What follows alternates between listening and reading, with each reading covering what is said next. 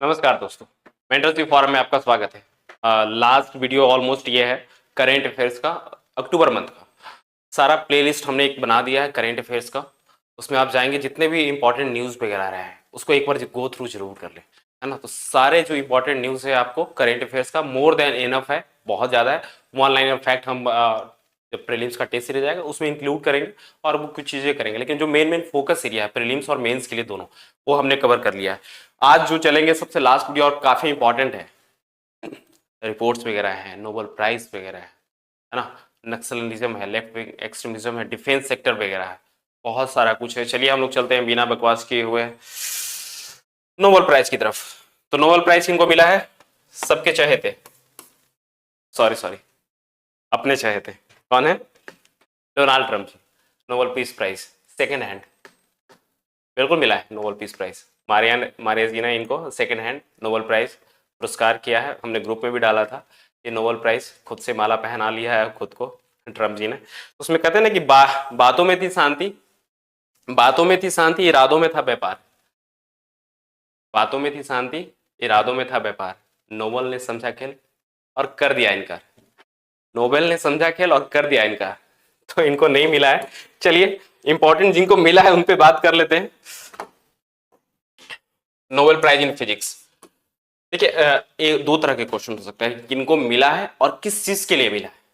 ठीक है, मेंस के पर्सपेक्टिव से कि इसका क्या सिग्निफिकेंस वगैरह है वो अलग है, लेकिन प्रीलिम्स के पॉइंट ऑफ व्यू से मोर देन एनफ है कि किनको मिला है फिजिक्स में। देख लीजिएगा, मार्टिनस, डेवोरेट, जॉन क्लार्क किनको किस चीज के लिए मिला है? For discovery of microscopic quantum tunneling and every quantization in electric circuit.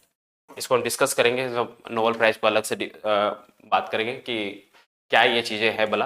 लेकिन प्रीलिम्स के पॉइंट ऑफ व्यू से कि किस पॉइंट ऑफ व्यू से मिला है डिस्कवरी के लिए। नोबेल प्राइज इन केमिस्ट्री देख लीजिएगा, इनको मिला है याक्सी, Kitagawa, Richard Robson for the development of metal organic framework, MOF, metal organic framework chemistry के लिए। मेडिसिन के लिए देख लीजिएगा, यहाँ पे भी 3 मिला है। सबका नाम बेसिकली याद नहीं रहेगा, लेकिन एक ओवरव्यू देख लीजिएगा, वो हम लास्ट मोमेंट में ना हम आपको बताएंगे, ट्रिक बताएंगे कि कैसे याद किया जा सकता है कि मेडिसिन पूछते, केमिस्ट्री पूछते, क्योंकि 3 नाम है, गणेश, सुरेश, उमेश और दिनेश। तो है नहीं कि इंडियन नाम है कि हम लोग को याद रहेगा, लेकिन ठीक है, जो ये नेम वगैरह है इसका नेमिंग हम बताएंगे लास्ट मोमेंट में। लेकिन देख लीजिए किस चीज के लिए डिस्कवरी के लिए मिला है। Peripheral immune peripheral immune tolerance के लिए मेडिसिन में मिला है। चलिए एक और देख लेते हैं कि क्या इंपॉर्टेंट है लिटरेचर में। ये लिटरेचर का तो याद रखिएगा, प्रोनाउंसिएशन मुझे तो खुद नहीं करने आ रहा है, लाजलो करांजाकी कुराई, ठीक है, for is compelling and visionary body of literary work. तो देख लीजिएगा, सबसे इंपॉर्टेंट जो है नोबेल पीस प्राइज मिला था इन्हीं को, सॉरी नोबेल पीस प्राइज ये में नॉमिनेट भी नहीं होते डोनाल्ड ट्रंप, सेकेंड हैंड। चलिए इन्होंने खुद जाकर डोनाल्ड ट्रंप को दे दिया नोबेल पीस प्राइज। तो क्या था? For promoting democratic rights and peaceful transition in Venezuela. Venezuela में जो भी सिविल राइट जो हुए हैं, युद्ध वगैरह हुए हैं, इधर यूएसए वगैरह, लेकिन शांति माहौल जो स्थापित किया है इन्होंने, मारिया ने, उससे इसके लिए मिला है मारिया कोरिना मकादो, ठीक है, डेमोक्रेटिक राइट्स के लिए। एक इकोनॉमिक साइंस में देख लीजिएगा किनको मिला है, फिलिप्स को, पीटर हॉबिट को, जॉन मैकर को, for research on innovation and economic growth. Innovation and economic growth के लिए 3 लोगों को मिला है। नेक्स्ट चलते हैं, एक है promotion and regulation of online gaming rules. Online gaming rules वगैरह आप लोग देख रहे हो कि ऑनलाइन गेम्स काफी लोग खेल रहे हैं, उससे काफी लॉस भी हो रहा है, मेंटल स्ट्रेस हो रहा है ना, डिप्रेशन में लोग जा रहे हैं, इंडिविजुअलाइजेशन हो रहा है। उसकी वजह से एक रूल्स लाया है गवर्नमेंट। उस रूल्स में देख रहे हैं कि द एक्ट कैटेगराइज बेसिकली इन्होंने किया है, क्या किया categorize? Esports, online social games, online money games. लेकिन देखिएगा ऑनलाइन मनी गेम्स को प्रोहिबिट पूरी तरह से कर दिया गया है। It prohibits all forms of online money games, लेकिन वाइल ओनली अलाउइंग, सिर्फ अलाउ कर रहा है किसको? ऑनलाइन सोशल गेम्स को, online social games and esports को। उसका कैटेगराइजेशन बताएंगे कि क्या होता है सोशल गेम्स वगैरह। अभी ये इंपॉर्टेंट इतना मान लीजिए कि एक सोशल रूल्स आया है गेमिंग्स के लिए, उसको प्रोहिबिट कर रहा है। और क्या क्या इसमें दोनों अलग है कि ऑनलाइन सोशल गेम्स को पूरी तरह से नहीं किया है। थर्ड देखिएगा पीएम सेतु, ये इंपॉर्टेंट है, पीएम सेतु। पहले देख लीजिएगा मिनिस्ट्री कौन सा है? MSDE, ministry of social skill development. Launch कब किया गया? अक्टूबर में। आप देख रहे होंगे प्रधानमंत्री skilling and employability transformation through upgrade ITI. ITI को अपग्रेड करने की बात की गई है ना। टेक्नोलॉजी जिस तरह से इंप्रूव हो रहा है उस तरह से आईटीआई को उस मॉडल के बेस पे इंप्रूव करने की बात की गई। Hub and spoke model, 1000 ITI को हब एंड स्पोक मॉडल पे ट्रांसफॉर्म किया जाएगा। 20 lakh youth to be skilled over 5 year, मतलब 20 लाख युवाओं को स्किल किया जाएगा नेक्स्ट 5 ईयर में पीएम सेतु के थ्रू। ठीक है, चलिए 2025 से 28 डेट को भी देख लीजिएगा। नेक्स्ट चलते हैं, क्लासिफिकेशन ऑफ मिनरल्स। देखिए एक न्यूज में था कि क्लासिफिकेशन ऑफ मिनरल्स, दो तरह के मिनरल्स बेसिकली क्लासिफाई किए गए हैं, एक मेजर मिनरल्स और एक माइनर मिनरल्स। पीआईबी में एक न्यूज था, ministry of mines classify limestone को मेजर मिनरल्स। कभी इस तरह से पूछते कि अभी लेटेस्ट जो मिनरल्स है जिसको माइनर मिनरल्स से मेजर मिनरल को क्लासिफाई किया गया, मिनिस्ट्री ऑफ माइंस ने क्लासिफाई करवाया, तो उसका नाम क्या है? Limestone, ministry of mines. थोड़ा सा एक ओवरव्यू देख लीजिएगा कि मेजर मिनरल और माइनर मिनरल है क्या, क्लासिफिकेशन आपको स्लाइड में मिल जाएगा। ठीक है, नेक्स्ट टॉपिक की तरफ चलते हैं। नेक्स्ट टॉपिक क्या है?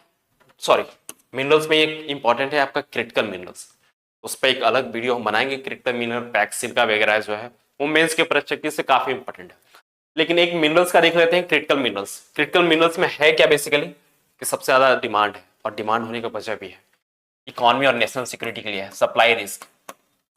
और इसको यूज किस में सबसे ज्यादा क्रिटिकल मिनरल्स का किस में? इलेक्ट्रिक व्हीकल्स में, renewable energy, semiconductor, defence space. दिखना देख रहे हैं कि जो लेटेस्ट टेक्नोलॉजी है, इमर्जिंग टेक्नोलॉजी है, उसमें क्रिटिकल मिनरल्स का काफी अहम रोल है।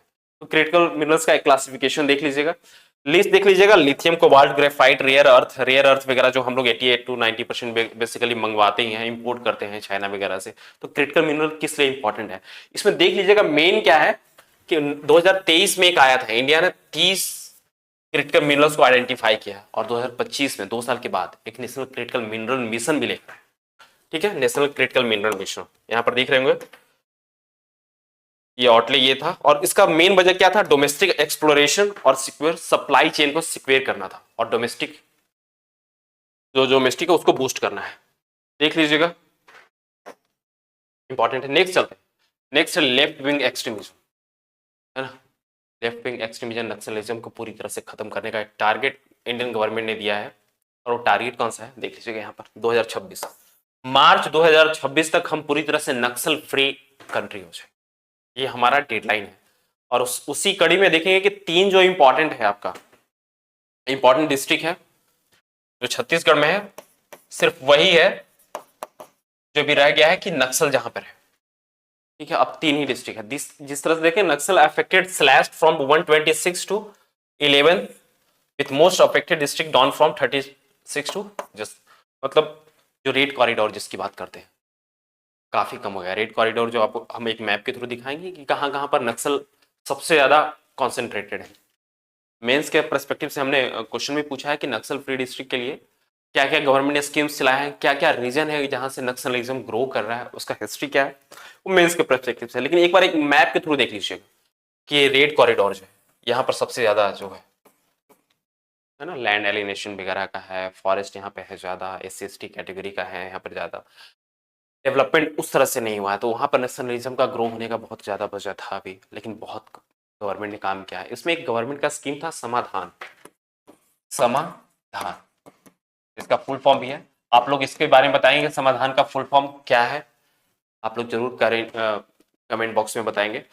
इसमें देख रहे हैं कि एक ऑपरेशन चलाया है, ऑपरेशन ब्लैक फॉरेस्ट, ये बहुत इंपॉर्टेंट है। Operation black forest Indian security forces ने चलाया है नक्सल फ्री करने के लिए, है ना। तो कहां पर? छत्तीसगढ़ और तेलंगाना वाला रीजन, छत्तीसगढ़ और तेलंगाना वाला जो रीजन है आपका, यहाँ पर ऑपरेशन ब्लैक फॉरेस्ट चलाया गया था। डेटा के थ्रू दे सकते हैं कि from red corridor to red pockets, आपका पीआईबी में एकदम न्यूज था कि रेड कॉरिडोर से रेड पॉकेट्स की तरफ से किस तरह से हम कर रहे हैं। देखिए पहले ये था, अब ये हटके ये हो गया, ट्रांजिशन इस तरह से है ना। ये देख रहे हैं कि 2013 का है, और 12 साल में देख रहे हैं कि नक्सल फ्री इंडिया होने जा रहा है। इसका PDF आपको हमारे मेंटरशिप फॉरम ऐप पे मिल जाएगा, डिस्क्रिप्शन बॉक्स में आपको मैप का लिंक दे देंगे, और इसके बेसिस पे जो भी क्वेश्चन है वो भी अगले नेक्स्ट डे आपको टेलीग्राम पे मिल जाएगा। चलिए बने रहिए मेंटरशिप फॉरम के साथ, शुक्रिया।